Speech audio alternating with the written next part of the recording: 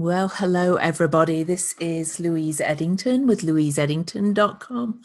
And it's a real pleasure to be here again. And thank you, Linda and team, for inviting me to present for one of these sessions. I always really enjoy it. And today I'm going to talk about Mars in Sagittarius, this transit that we have coming up, January the 26th to March the 17th. And when I've called it Acts of Faith. And when I first kind of started really putting my notes together to do this, I was like, why have I picked Mars in Sagittarius? How am I going to talk for an hour on this to people that are already astrologers? But then, of course, the more I researched it, the more I realized why. Because I have an affinity with Mars in Sagittarius because I have Mars in Sagittarius along with Mercury, Jupiter, and Sun and rising. and also when I looked at all the aspects that Mars is going to be making during this transit through Sagittarius, it became clear what I wanted to talk about. And so I'll move on to that as we go through. And now, let me move to the first slide. Sorry, it's a bit skewed. I couldn't get it square, but that's okay. Mars is really not this shape.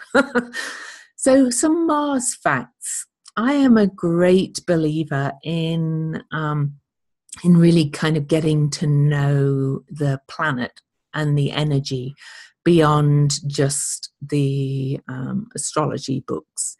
So just a few facts about Mars, the planet. Mars has two moons, Phobos and Deimos or Deimos. Mars is the fourth planet from the sun, and like we are the third rock from the sun. He's the second smallest planet in the solar system. So he's really quite small, even though he packs quite a big punch. He's named after the Roman god of war. And he's known as the red planet due to the reddish appearance. He has a 687-day orbit period, which is exactly 22.9 months. And of course, he moves because of the apparent retrograde. He spends different times in each sign. But this particular transit of Mars in Sagittarius will be from January the 26th, so just a week's time, till March the 17th. So he's going to move pretty quickly through Sagittarius. So some more facts. Mars has the largest dust storms in the solar system. They can go on for equivalent of our months. There are signs of liquid water on Mars, and we've known for a long time that there is ice. Now, I always find that really, really interesting, along with Pluto's heart that has been found due to the recent missions, NASA missions.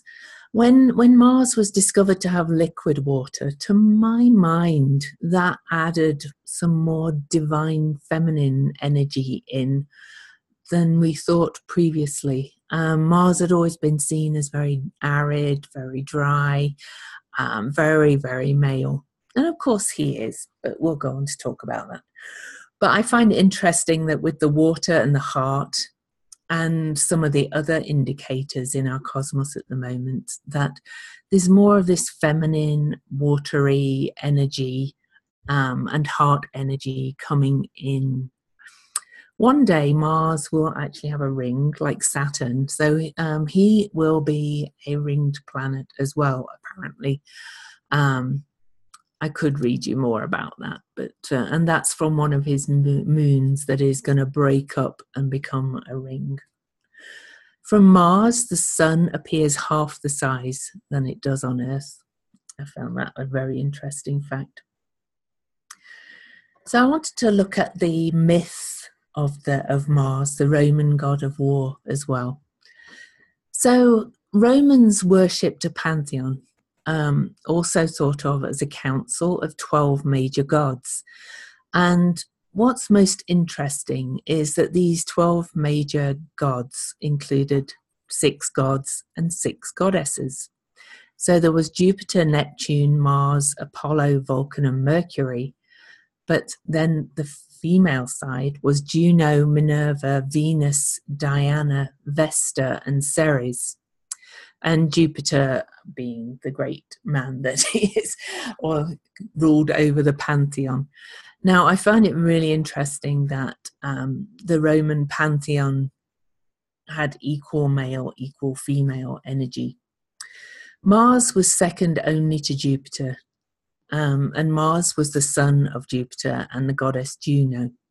His father Jupiter was the god of the sky and thunder, and Jupiter was considered the chief or central guardian of Rome, and was often considered to be witness to solemn oaths such as those undertaken by government officials or soldiers.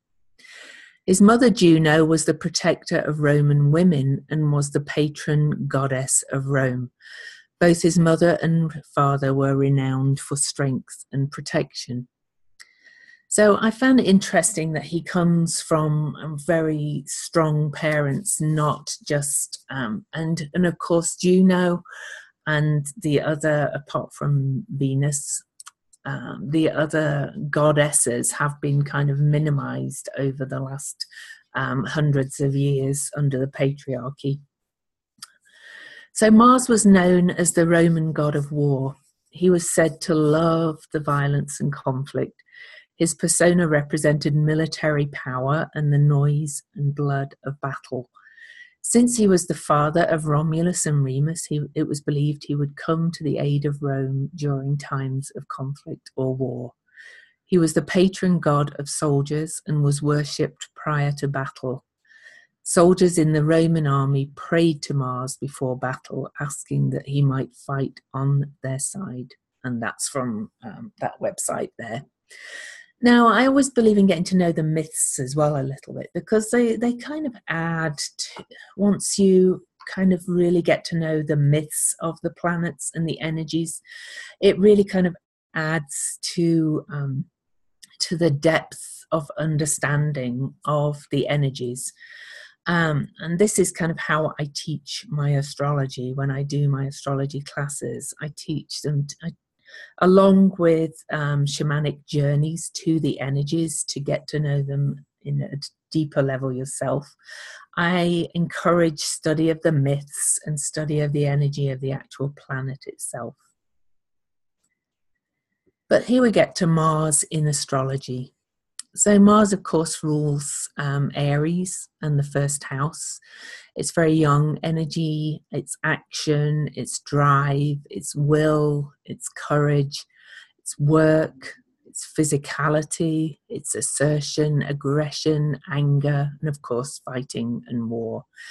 Some of the energies of Mars are the warrior, the racing driver. Guns are represented by Mars, and it's the green light. It's very much go, go, go energy. And it's also me, me, me energy. I was kind of torn between putting I act or I am. Okay, I'm sorry about my dog. He's in his crate, but he's being... And then, of course, Mars is moving into Sagittarius. So I'm just going to shut my door. Apologies.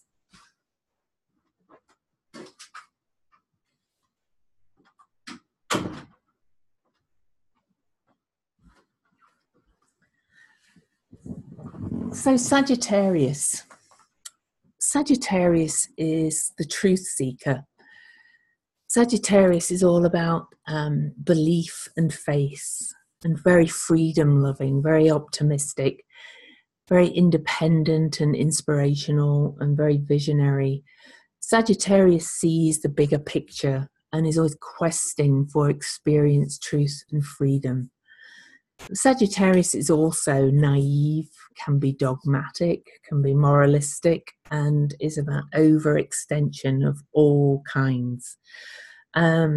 Sagittarius can also be in denial of practical realities, and can be guilty of kind of blind faith, but is also very spiritually oriented and really is always seeking like philosophical truths and higher truths. And I actually love this picture of the archer. It comes from a tarot card deck that I use.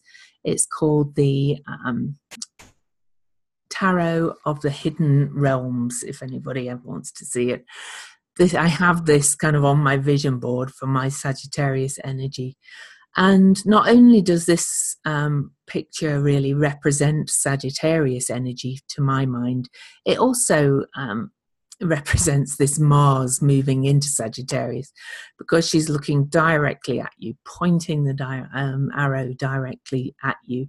And to my mind, this really kind of gives an indication of the energy that will be this Mars in Sagittarius. That we haven't experienced since for about nearly 23 months was the last time that Mars went into Sagittarius. Okay. So Mars in Sagittarius overall is impatient, restless, adventurous, very busy, got to be doing. You're going to, when Mars moves out of Scorpio and follows Saturn and Mercury in Sagittarius, as we've just had Saturn going through Sagittarius and Mercury in there for a long time because of his retrograde also. We're going to have Mars, this uptick of energy as Mars moves out of Scorpio, where he's been really cutting deep to the heart of things. And he's going to get this real fiery boost of energy and really want to get things done. And that, along with Saturn and all the other planets and energy in Capricorn at the moment, are going to be really like, right, let's get this done. Plus we have nearly every planet direct at the moment, apart from Ceres and Chiron will be moving direct. This is really going to speed things up, and things are, even though Saturn in Capricorn is saying slow it down, slow and steady, Mars is going to get into Sagittarius and going to go, right, let's get this done now. It's going to be passionate. It's going to be fast moving in thought, speaking and action. Mars in Sagittarius really does not like to be contained. Loves open spaces. Mars in Sagittarius likes to get his own way and is very enthusiastic, but not always practical. So the shift in tone once Mars moves into Sagittarius is that we're going to find people being more motivated by their ideals and setting sights really high, but also lots of starting but not so much finishing, because Sagittarius is very changeable and Mars is very direct. But if Mars doesn't really get to things straight away, he's going to lose interest and move on. So I'm going to look at some key dates for this transit. Okay. Now, I found it interesting that, and I'm probably going to mention a few more than this, but these are the major ones. And I'm going to look at a couple of the Sabian symbols too. So key dates for this transit. When Mars moves into Sagittarius on January the 26th, the first aspect will be in opposition to the moon in Gemini. And having a Mars in Sagittarius, moon in Gemini opposition in my own chart, I could tell you that makes for real fleet thought, but real like investigative, fast moving, wanting to find out all the information. It's kind of like, and I think that's going to kind of set the tone for much of the transit, the start of it. This investigative, quickly changing quality and very, very communicative. So, and then interestingly, really Mars doesn't make any huge transits for quite a while. We have on February the 3rd, we have a Mars sextile Mercury in Aquarius that is really going to really kind of fire up the synapses of the mind and get people really thinking outside the box. On February the 10th, Mars trines Ceres in Leo, a nice fiery grand trine. And to my mind, that one is going to really, that's at 9 degrees of Leo. That's going to really fire up some creativity, particularly connected with all things kind of earthy. But we really kind of kick into the aspects on February the 17th. And if you look at this, apart from the trine to Uranus, we have Mars square Neptune in Pisces at 13 degrees on February the 17th. Then we have February the 25th, we have Mars square Venus in Pisces at 18 degrees. And I'll come back to Mars trine Uranus. And then on March the 13th, we have Mars square Chiron in Pisces at 27 degrees. Now, of course, Jupiter rules Sagittarius, and Jupiter is the traditional ruler of Pisces also. And both and we do have this ongoing Jupiter-Neptune aspect through most of 2018. And here we have Mars kind of triggering that energy. And of course, Pisces is as much about faith as Sagittarius is about belief. So that's why I call this acts of faith. With Saturn going through Capricorn and, through Sagittarius, and also with the Mercury transit of it and the retrograde, we have been spending months and months really kind of clarifying what's true for us, solidifying our truths. And here we are being asked to really take action on what we believe. But I also believe, because these are squares, that there are going to be some tests of faith going through this aspect. There's going to be some really kind of ouchy moments where we're not sure what we believe and what's true. Okay. And then on the Mars trine Uranus in Aries on on March the 10th at 26 degrees is that's going to be a real kind of awakener, if you like. I've had this Uranus trining my Sagittarius sun and my own Leo Uranus for much of the past 3-4 years, on and off. He's fading really fast now, but I could tell you that this is real kind of awakening energy, because I've been going through it myself. It's real kind of sudden bolts of awareness triggered by other smaller transits.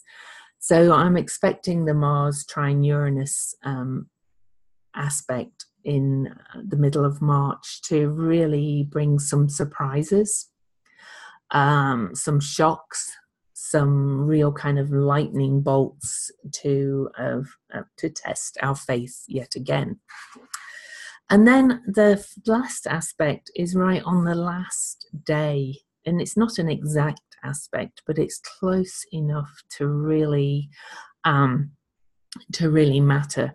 We have a full moon in Pisces at 26 degrees, and Mars on that day will be right at that last degree of Sagittarius, bringing one real kind of boost and fulfillment of this, of where we're being asked to act on faith and act on our beliefs, and really to kind of step into the bigger picture of our truths and our beliefs.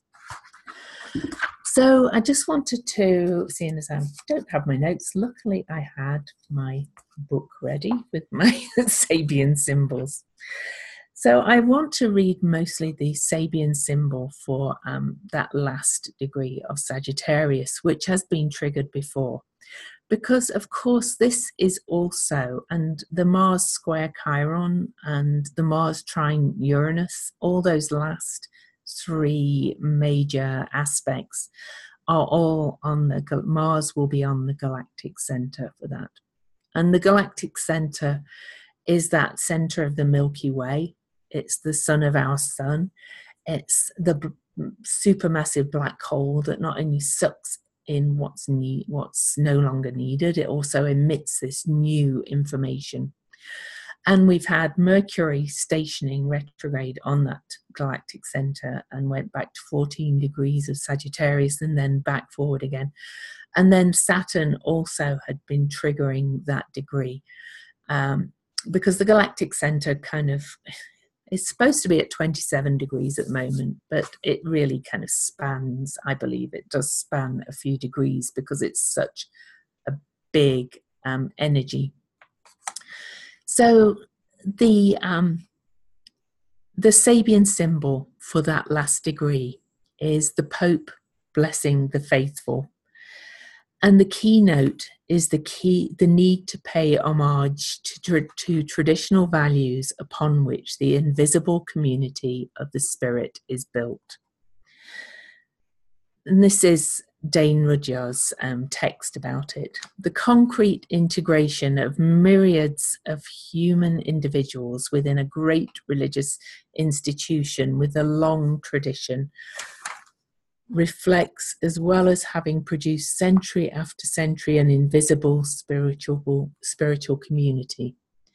The flag bearer has now become the Pope, who assumes the role of God's representative on earth.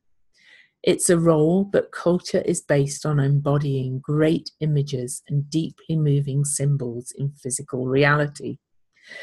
The symbol asks of the individual, are you willing to live a transpersonal life as a symbol?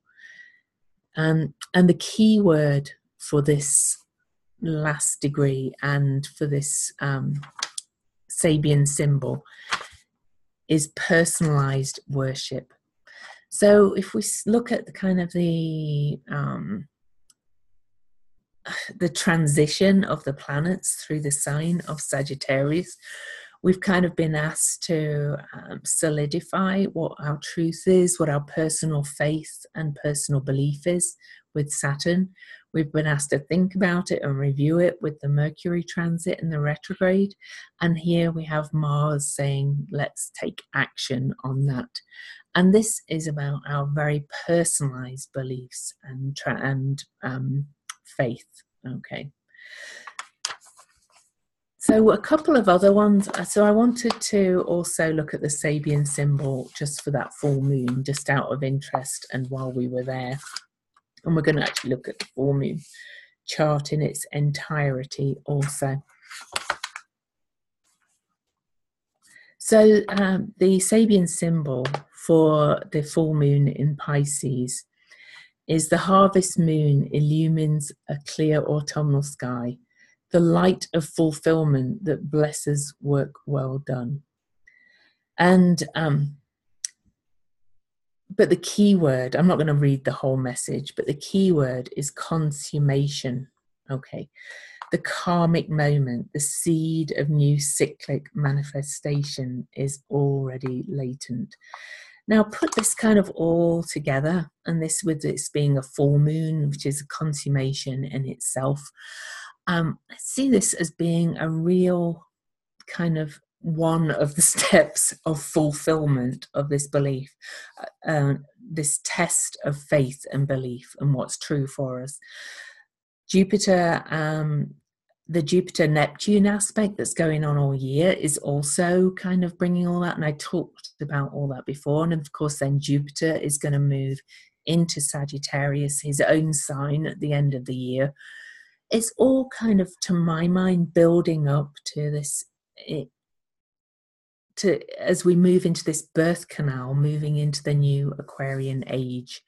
We're being asked to kind of reformulate our faiths and beliefs, to really know what they are and to make them more personal rather than to follow what's out there. It's all about internalizing it and beginning to trust and surrender to your own personal beliefs.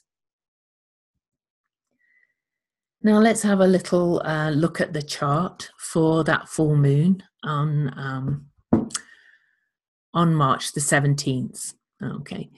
And you can see over here we have the sun and the moon at 26 degrees of Pisces, and we have Chiron at 28 degrees of Pisces. All right. And there's Mars over there in Sagittarius on the galactic center. Just kind of, if you think of Mars as really just this knife, he's kind of cutting to the center of this new information that's been coming from this galactic center, that's being triggered over and over and over. And that's in square to this new moon, sorry, not full moon, and with Chiron. Sorry, I knew it was a new moon, really. Didn't mean to confuse you all. And Chiron, in Pisces, I see as the true Christ consciousness, and he's conjunct this this lunation and bringing in this new information also. And then we have Uranus over here trining Mars on the lunation. All this energy around 26, 27, 28, 29 degrees, all at the last degrees of signs before things move and shift into new signs. And before Uranus moves into Taurus in May, we still have almost all the planets direct, apart from Jupiter. He's starting to review. Oh, excuse me. He's starting to review a few things over there in Scorpio. But this is a real big jolt to my mind, coming so soon as well after the eclipses. We're going to have a new moon, and I do apologize for talking about the full moon, but we're going to have the new moon at 8 degrees. It's 26 degrees. We've just had a new moon at 26 degrees. The number 8 keeps showing up over and over again, bringing into balance, bringing it into infinite manifestation potential or creation potential. Uranus is also at the 26, 8, 2 plus 6 is 8. And then we have Chiron at the 28, which is a 1. And Mars at 29, which is an 11 in the 11 year. There's just so many new beginnings on this very last day of Mars being in Sagittarius. So those of you that have watched my classes before or my webinars, you know that I always do a shamanic journey. It's my way of getting people to embody the energies, to really get to know them. I was actually going to play a drum track, but I'm actually decided I'm going to drum for you. So it's kind of hard for 20 minutes, but I'm going to do it anyway. So I'm going to ask you to close your eyes. Louise, excuse me. Yeah? Do we need the slides any further? No. Okay, if you could click at the top of the screen, the red section, stop share. Okay. Lovely, and it's I need to escape over first. to you. Okay, great. Go ahead. Yeah. So if I'd like you all to close your eyes and to imagine yourself in a starting place. As I've said before on these calls, my starting place is kind of a big open field, but yours could be a beach or a mountaintop or wherever it is. And then I want you to allow the drumming to take you up to the upper world. And I want you to journey to Mars and to go up to Mars and to ask what Mars wants you to know. And to, ask it questions. Say, what about this transit through Sagittarius? What does it mean for me? What do I need to know? What do I need to do during this time? And I'm going to slow the drumming down towards the end. You'll hear the toe change in the pace. And that's kind of the callback to ask you to come back to your starting place. You'll probably have a guide accompany you. How you get to the upper world is different for everybody. I always say trust what you get. I fly on the back of an eagle. Some people climb up a beanstalk. Some people just fly up on their own. Whatever happens for you is what is right for you. So I'm going to drum, and I just want you to feel the drum. It's the heartbeat of Mother Earth, the drum. That's what the Native Americans believe. And so you're allowing the heartbeat of the earth to take you on this journey, this shamanic journey to Mars, to find out what you need to know. Now, because it's a long one, I'm just going to turn my video off, and I'll turn it back on at the end, but you'll be able to hear me. Okay.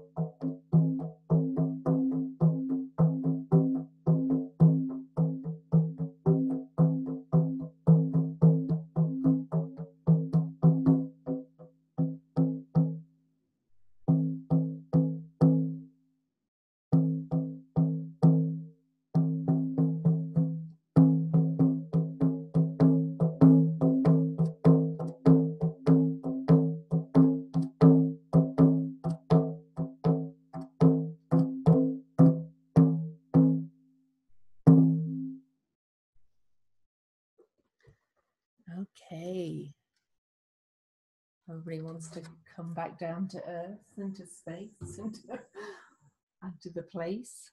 I just have to grab something I wanted to show you because I can journey while I drum, and I got a message very much to step into my bigger vision. And I just wanted to show you my vision kind of board. I don't buy magazines, so I created it with an app called PixArt, and this is my vision for the year. Soak up the images.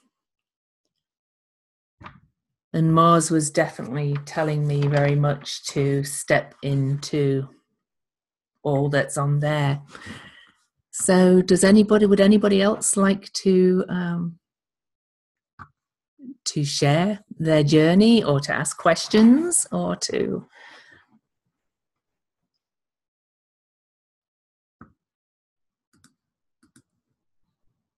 No?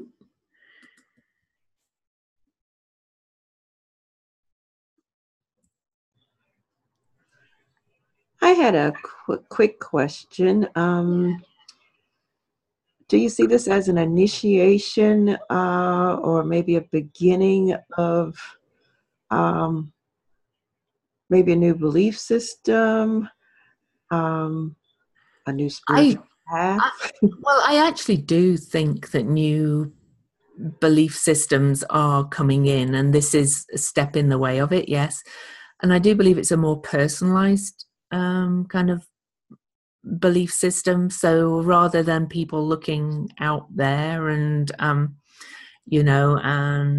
to what somebody out there tells them to believe, it's about going within, which was what kind of the true message was all along anyway. But I think we're kind of refinding that path. Does that make sense? Yes, it does. Yeah, I feel it becoming more people trusting their inner guidance and inner belief, and also kind of coming to the realization that, it's all connected and we're stardust, really. So, it's really about faith in the self more than something that's ineffable, so, or unknowable. So, and it's a step. I don't think this one Mars transit is all of it. Personally, it's one of the steps towards that. Yeah. How are your journeys? Good, I hope.